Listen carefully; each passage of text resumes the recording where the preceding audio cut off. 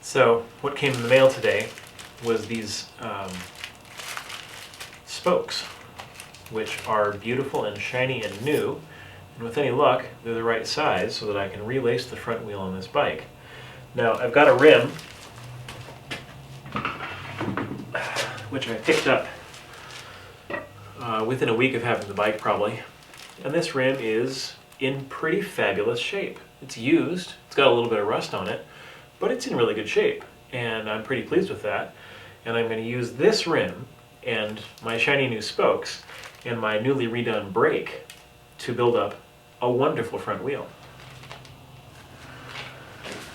Say goodbye to the old wheel. So it is of course always important when undertaking a project like this that you document beforehand, particularly with a wheel. You want to make sure that you have photographs of how all the spokes run so that you can duplicate that pattern when it comes time to do the new one. So I want to take some pictures.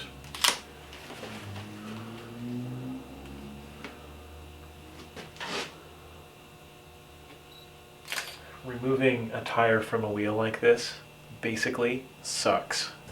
And this is my big tire iron.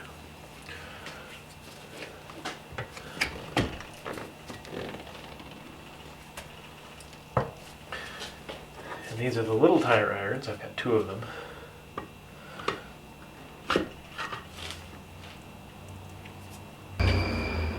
This is really a process for which you want to have like 4 hands.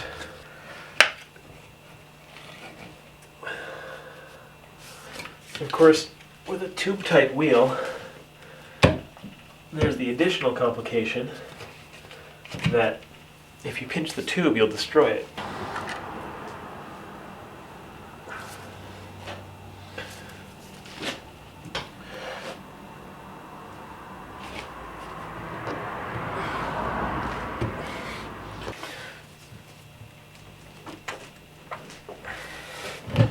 Oh, finally.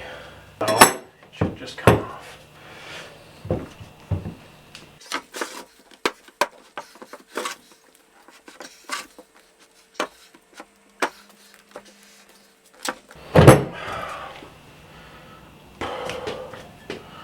Finally.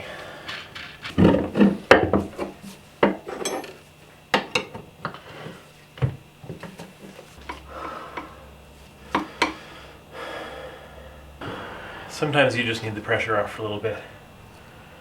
Filming everything is a little bit nerve-wracking sometimes.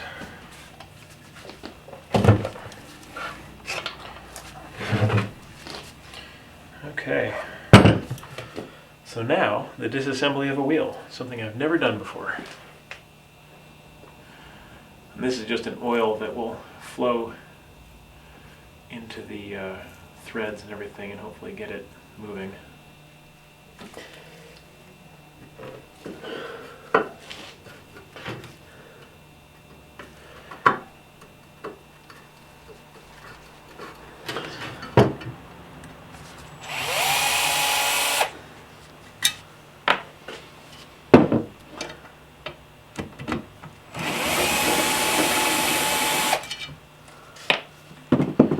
Last one.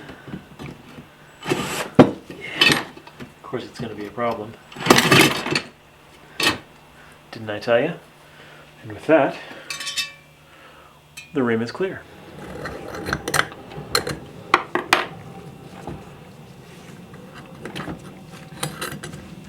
There we go, 3 spokes. So I'm going to try my friend the green scrubby pad.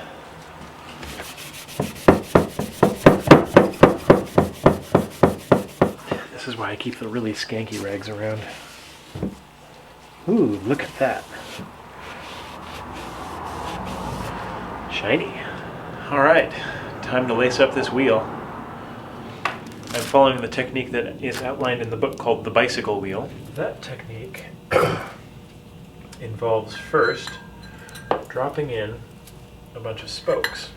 Then you pick it up,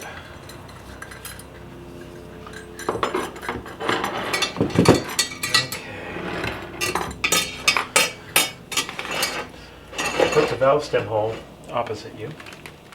Then you take your spoke nipples here. Just get a supply ready. And I'll be greasing these to simplify installation. They just rotate a little bit better with some grease on them.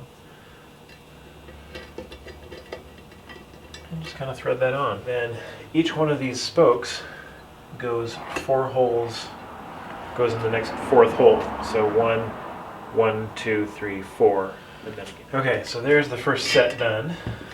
For the next set, pick the rim up and flip it over. I'm going to drop one in right here, and it's going to go over to that hole right there. So this is a little bit different than the book, the bicycle wheel book, but it's also not a bicycle wheel, and it was previously laced up, so I have an indication of how it was supposed to go.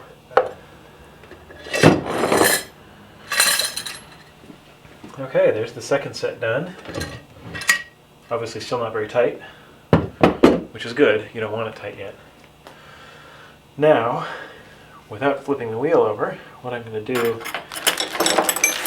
is actually drop spokes into the opposite side flange. So these go into the lower flange down there.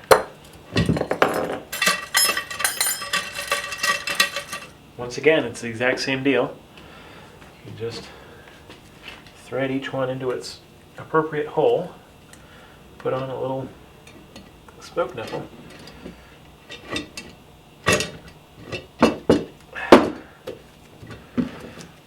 This is why you leave the spokes loose, is so that you can shift things around and actually fit the spokes into their correct holes.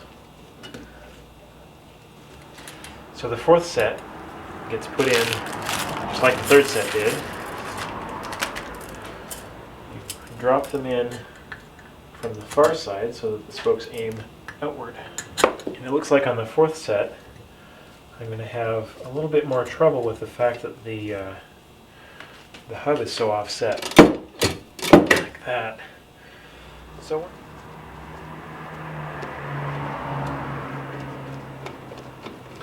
oh, maybe not.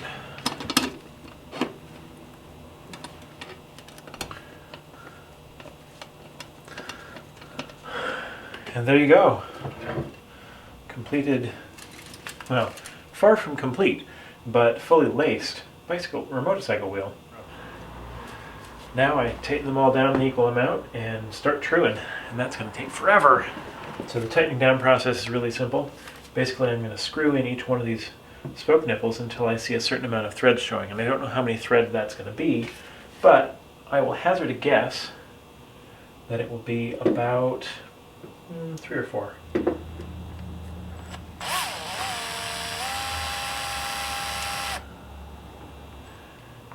Let it be said right now that if you're not pretty detail oriented, you should not be building wheels. I've got the wheel set up on a very primitive truing stand, which is just a couple of jack stands. You can see it wave like that. So that says to me that there's already some truing that needs to be done. And now, the truing of the wheel.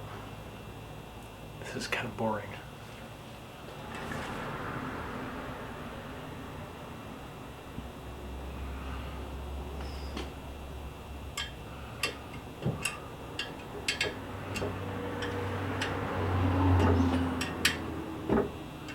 Anyway, basically I just keep doing this for a couple of hours. That's what wheel truing is like. If it doesn't sound appealing, don't ever try. I've set up my wheel to be trued in the forks because the forks are a very good way of holding the wheel. They've got these little wire feelers, they're safety wire. So yeah, that's how you get more and more precise on these. Well, I've trued my wheel. Took a lot less time than I thought it would. Yeah, it's done. Amazing. Probably get a bunch of comments from people on YouTube saying, "You're a moron, you should have taken your tire off this way." That's probably true.